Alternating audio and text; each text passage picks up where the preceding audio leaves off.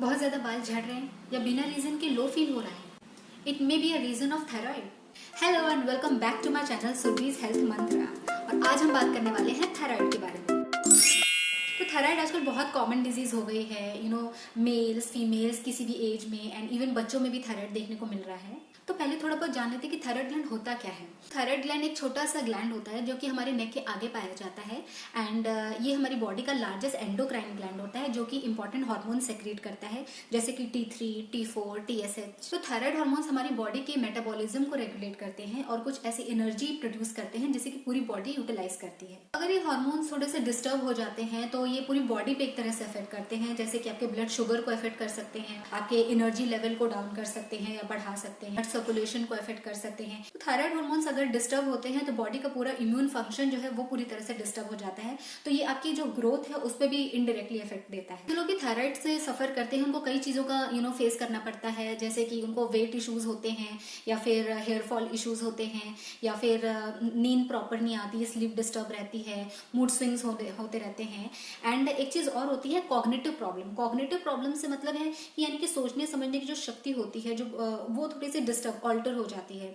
हाँ, मतलब memory loss हो रहा है, याद नहीं रह रही है चीजों को समझने में टाइम लग रहा है। अगर थायराइड को अच्छी तरीके से ठीक करना है, जड़ से ठीक करना है, तो जरूरी है कि उसकी अर्ली डायग्नोसिस और उसका जो प्रॉपर लाइन ऑफ ट्रीटमेंट जो है वो इजी हो जाता है। थायराइड डिजीज मेनली दो तरीके की होती है। एक तो होता है हाइपोथायराइडिज्म और दूसरा होता है हाइपरथायराइडिज्म, जिसमें कि थायराइड हार्मोन्स का ओवर प्रोडक्शन यानी बहुत ज्यादा होता है। थायराइड होता क्यों है, किस वजह से थायराइड होता है? थायराइड के कई रीजंस होते हैं, जैसे कि जेनेटिक कॉजेज होते हैं या फिर कोई लंप हो गया, ट्यूमर हो गया, या फिर किसी कोई मेडिकेशंस चल रहे हैं उसकी वजह से हो गया, या फिर कोई सर्जिकल प्रोसीजर हुई है उसके बाद थायराइड का हार्मोन्स जो होते हैं इम्बैलेंस हो जाता है।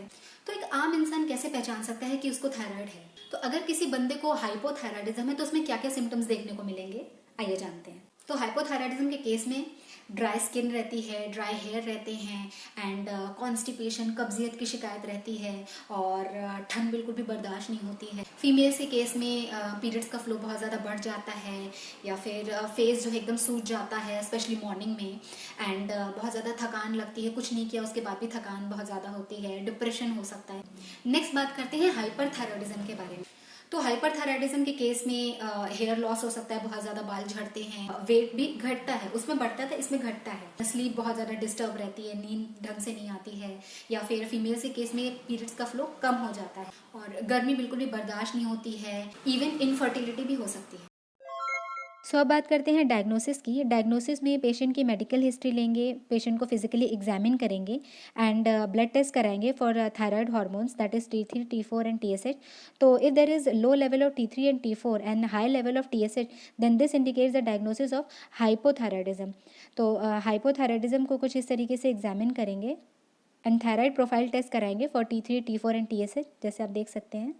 Next point in diagnosis is अगर कोई ऑटोइम्यून थायराइड डिजीज़ है तो उसको कैसे डायग्नोज करना है। That is diagnose by anti TPO antibody test and if there is any kind of nodule या कोई इन्फिल्ट्रेशन है तो उसके लिए नेक एंड थायराइड का अल्ट्रासोनोग्राफी कराएंगे, जैसे कि इस लेडी का आप देख सकते हैं अल्ट्रासोनोग्राफी हो रहा है। सो कॉम्प्लिकेशंस में first is goitre means enlargement of thyroid gland and second is mental health issues जिसमें कि इरिटेबिलिटी होती है, मूड स्विंग्स होते हैं and if left untreated it may lead to depression और some kind of anxiety disorders. Then third point is infertility in females या cardiac diseases हो सकती हैं which may lead to heart failure and myxoedema हो सकता है जिसमें कि ड्राउजीनेस होगी, लेथार्जी होगी या फिर टायर्डनेस होगी, कोल्ड इंटॉलरेंस होगा, लॉस ऑफ कॉन्शियसनेस भी हो सकती है। Now what are the managements? तो आपको अपनी मेडिसिन प्रॉपर टाइम पे लेनी चाहिए, कभी भी स्किप नहीं करनी चाहिए। सेकेंडली 6 से 8 घंटे की प्रॉपर नींद लेनी चाहिए। पानी का इनटेक अच्छा रखना चाहिए, मतलब डिहाइड्रेशन की कोई भी सिचुएशन नहीं आनी चाहिए। देन डेली थोड़ा बहुत एक्सरसाइज करना बहुत जरूरी है। बाहर का junk food and packed food avoid करना चाहिए। तो अगर आपको अपना थायराइड जड़ से ठीक करना है तो homeopathy is the best option.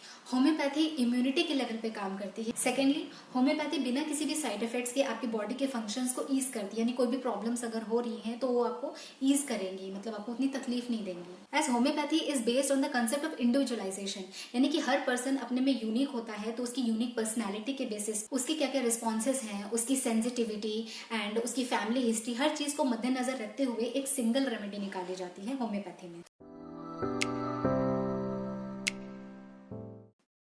Thyroid में हम कॉन्स्टिट्यूशनल रेमेडी ही देते हैं एंड यहाँ पे हमने कुछ रेमेडीज़ डिस्कस की हैं जो कि थायराइड को अच्छे से कवर करती हैं एंड हाई ग्रेड्स में पाई जाती हैं। जनरली हम प्रॉपर फुल केस टेकिंग करके ही थायराइड के लिए किसी भी क्रॉनिक डिजीज़ की मेडिसिन निकालते हैं। तो आइए कुछ ऐसी ही रेमेडीज़ जो पॉलीक्रेस्ट हैं और थायराइड को अच्छे से कवर करती हैं उनको डिस्कस करते हैं। तो कैलकेरिया कार्प का पेशेंट ओबीज होगा, फेयर होगा, चिली होगा, बच्चे मोस्टली कॉन्स्टिपेटेड होते हैं एंड बहुत ज़्यादा स्वेटिंग होती है हेड पे एंड बहुत ज़्यादा स्लगिश होता है, काम करने में बहुत स्लो होता है, फिजिकली बहुत ज़्यादा स्लो होता है, फिजिकली काम नहीं करना चाहता। और फीमेल्स जो कैलकेरिया कार्प की होती हैं उनमें प्रोफ्यूज मेंसेस होते हैं, फुल बॉडी में चिलीनेस रहती है। Second is nux vomica. Nux vomica का पेशेंट हम सबको पता है कि बहुत ज़्यादा एक्सट्रीमली एंग्री होता है, बहुत ज़्यादा ओवर सेंसिटिव होता है, बहुत जल्दी ऑफेंड हो जाता है एंड उसमें भी बहुत ज़्यादा कॉन्स्टिपेशन होता है, सेडेंट्री लाइफस्टाइल होती है, वाइन की बहुत ज़्यादा, स्टिमुलेंट्स की बहुत ज़्यादा क्रेविंग होती है जिसकी वजह से इसको हमेशा स्टमक अपसेट्स रहते हैं एंड बहुत ज़्यादा चिली होता है एंड कॉम्पिटिटिव होता है, बहुत ज़्यादा वर्कोहोलिक होता है। Then next is आयोडम।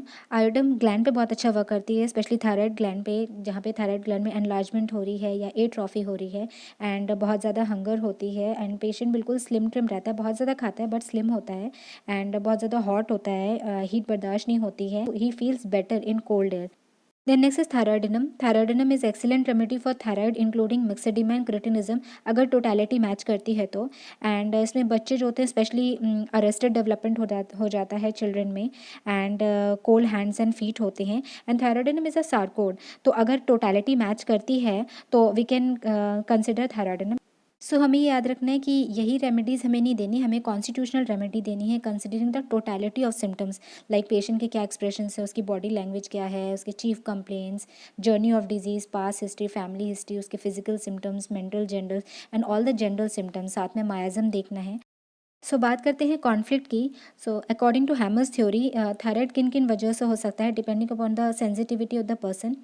तो फर्स्ट है people who are pressurise to get things done और who belong to competitive professions और एक्टिविटीज़ जैसे कि बिजनेस मैनेजर्स या सेल्स एजेंट, यानी उनके ऊपर दबाव रहता है, प्रेशर रहता है कि तुम्हें ये चीज़ करनी ही करनी है and the person is not able to perform that way, मतलब जो से एक्सपेक्ट किया जा रहा है वो उस तरीके से परफॉर्म नहीं कर पा रहा है, तो it can take the form of the disease depending on the sensitivity of the person.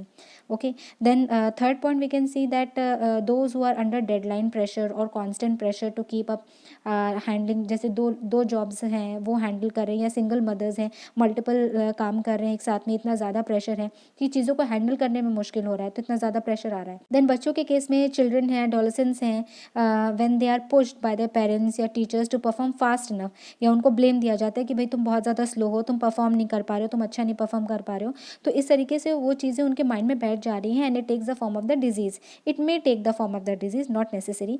तो कुछ फिजिकल कॉजेज़ के साथ साथ हमने यहाँ पे कुछ कॉन्फ्लिक्ट जो कि कॉजेज़ हो सकते हैं उसके बारे में पढ़ा। तो ये तो थे कॉन्फ्लिक्ट एंड कुछ मेटाफिजिकल कॉज हो सकते हैं, ये भी according to Hamer's theory. Humiliated feeling हो रही है, लाइक पेशेंट सेज कि I never get to do what I wanted to do, या when it is going to be my turn, means patient को लगता है कि मेरा टाइम कब आएगा, मैं जो चाहती हूँ या चाहता हूँ वो मैं कब कर पाऊँगा।